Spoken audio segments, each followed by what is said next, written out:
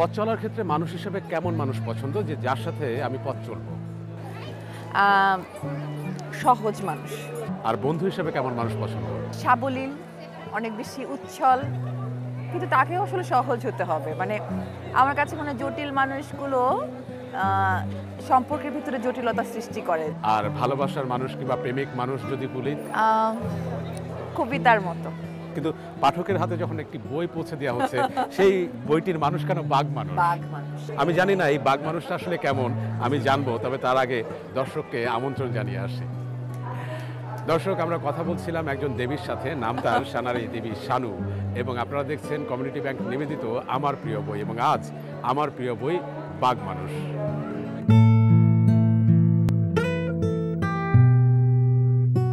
এই যে বইটি আমি আসলে নেড়ে চেড়ে দেখছিলাম, বাঘ মানুষ, প্রচ্ছদটিও ভীষণ রকম সুন্দর হয়েছে, চারুপিন্টুর করা। এই বাঘ মানুষটা আসলে কেমন মানুষ? অর্ধেক বাঘ অর্ধেক মানুষ, এটা একটা প্রতীকী মানে অর্থে ব্যবহৃত একটা শব্দ। মূল যে বিষয়বস্তুটা সেটা হচ্ছে যে আসলে লোভ, মানুষের ভেতরে যে লোভ, লালসা বা অহংকার, ক্ষমতার যে অপব্যবহারের যে ইন্দ্রিয় রিপুর যে তাড়না, এই অভিশপ্ত দ্বৈত সত্তার মাঝখানে আটকে যাওয়া একটা তান্ত্রিক পুরোহিতের গল্প, মূল যে গল্পটা। এটাকে আসলে সিম্বলিক্যালি আমি দেখাতে চাচ্ছি যে আমরা আমাদের প্রত্যেকের মধ্যেই কোনো না কোনো একটা বাঘ মানুষ হয়তো লুকিয়ে আছে, আমরা টের পাই না। বইয়ের মুখবন্ধে একটি কথা লেখা আছে যে সুন্দরবনের বাঘ নাকি মিথের বাঘ, কার আক্রমণে আতঙ্কিত জনপদ, কার আতঙ্কে? এটা তো আসলে জানতে হলে অবশ্যই পড়তে হবে বাঘ মানুষ। মানে জানতে হলে পড়তে হবে। জানতে হলে পড়তে হবে। আমার কথা হচ্ছে যে এই রঙিন মোলার থেকে উঠে সেই বাস্তবিক যে প্রেক্ষাপট, সেখানে কি এরকম বাঘ মানুষের পদচারণা আছে কি?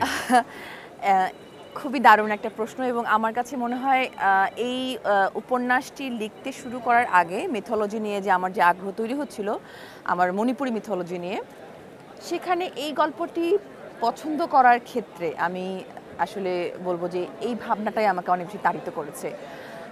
আমি মানুষের ভেতরে মানুষটাকে যখন খুঁজতে যাই, সম্পর্কের ভিতরে মানুষগুলোকে যখন খুঁজতে যাই, তখন হঠাৎ করে কিন্তু যখন বাঘ মানুষটাকে দেখে ফেলি, তখন আটকে উঠি। তো আমাদের মধ্যে হয়তো বাঘ মানুষ লুকিয়ে আছে, এবং সেই বাঘ মানুষটাকে চেনার দায়িত্ব আমাদের প্রত্যেকের, এবং সেই বাঘ মানুষটাকে নিয়ন্ত্রণ করার দায়িত্ব আমাদের প্রত্যেকের।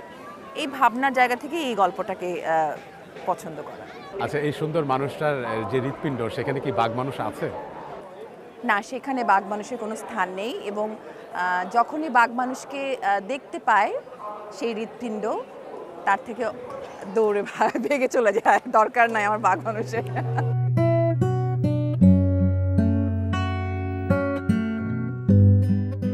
দর্শক, আমরা কথা বলছিলাম, কিন্তু আয়োজনের একেবারে শেষ পর্যায়ে আছি। তবে যেতে যেতে একটি কথা বলতে চাই, সেটি হচ্ছে লোভ, লালসা কিংবা ক্ষমতার অহংকারে আটকে যাওয়া এই বাঘ মানুষের রহস্যময় গল্পে শেষ পর্যন্ত বাঘ মানুষকে কি খুঁজে পাওয়া যাবে?